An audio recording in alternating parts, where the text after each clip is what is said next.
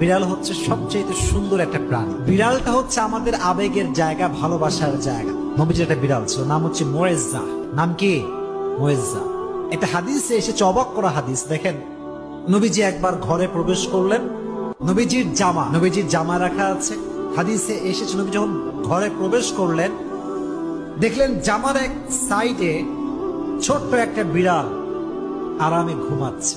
সুবহানাল্লাহ, ঘুমিয়ে আছে।